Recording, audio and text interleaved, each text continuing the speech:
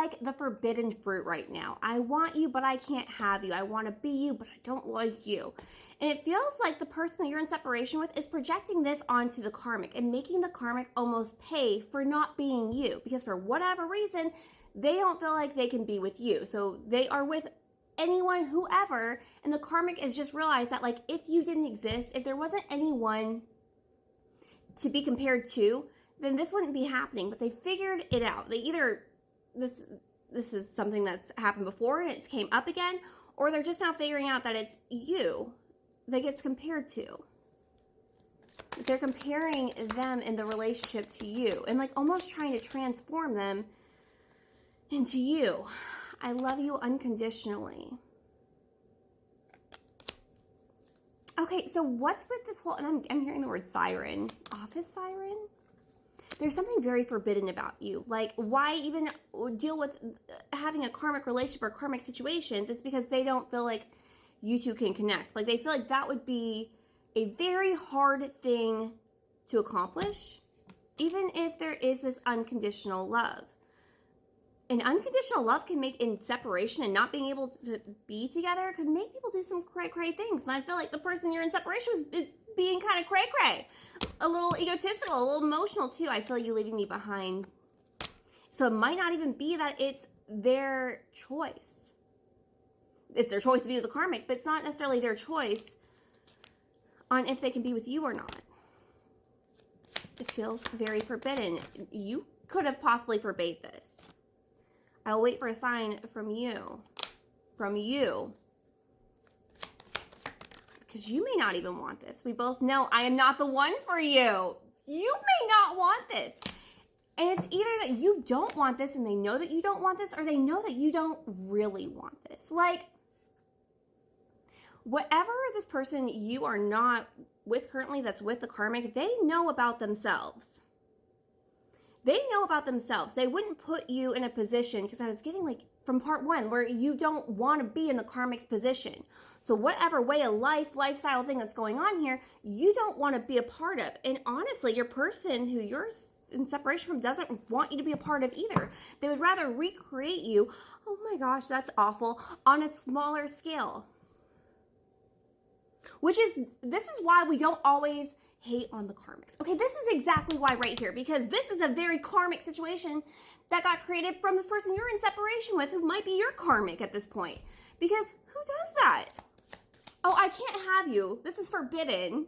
You little siren, you. Mermaid? So I'm going to try and make people who are nothing like you be like you.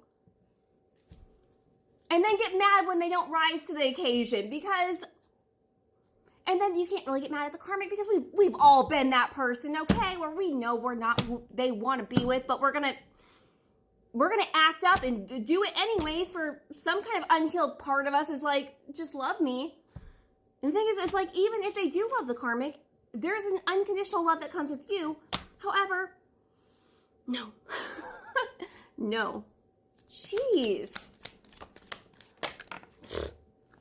Notice how I haven't yet, are you serious right now? Notice how I haven't said yet that this is your person. This is a person. This is a person you are in separation. I didn't say it was your person, because I don't feel like, collective, you'd be like, yay, which we got that from part one. Again, you don't want to be in this position. I think maybe you may love this person unconditionally too, but it doesn't mean like you're going to put up with this unconditional BS. They may have compared you to someone else. And you know what's interesting?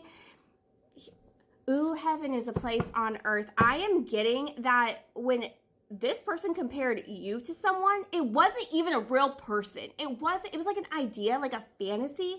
So we keep getting like mermaid and like siren, like a fantasy of like if they could dream up the perfect person. And then that like really pushed you off, because you're like, this is not build a bee over here.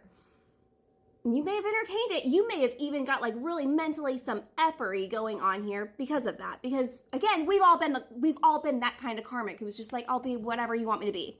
Okay, I don't care as long as you don't go, I'll be whoever you want me to be. The thing is that when they did it to you, it wasn't with another person they were trying to turn you into, like not a real person that they had been with or even knew. It was like an idea and a fantasy. It's like, oh, you're almost perfect, but I have this fantasy in my head, and if I can make you into the fantasy, then you'll be good enough for me because I'm a freaking god over here. You're a freaking jester. You're a court jester. You're not even like you're not even like the main court jester. You're like the third backup court jester. Think you're a god. Whoa, this person has some ego. Okay, seriously, like gross. So gross. Yeah. You have unconditional love for this person too, but you will not tolerate this unconditional BS. Because you know what's worse than being compared to something that doesn't exist and how much that's going to tear you apart? How much that's going to destroy your confidence that you can't even because nobody looks like that. No one can act like that. No one can be every single thing that your fantasy could ever hold. But you know what's worse? Being the other karmic who is being compared to a real person, which is you. You know, this feels like someone who went out and thought they were amazing, wonderful, awesome, best thing God in the universe ever created. And now they're figuring out that you were the best thing to them that the universe has ever created. And they did this to you. So now they're going to punish every karmic that comes along for what they did to themselves.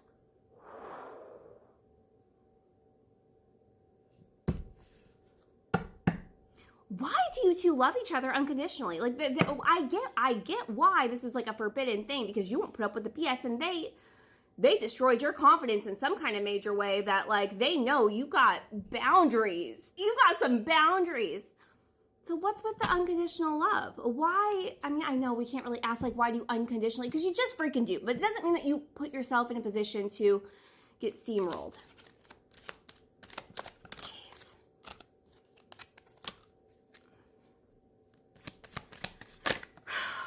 Broke your heart. You didn't want to cut this off. You know, in your perfect life and vision, they would have just got their shit together. But they didn't. They broke your whole heart.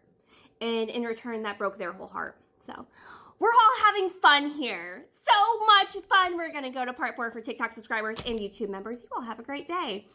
Yeah.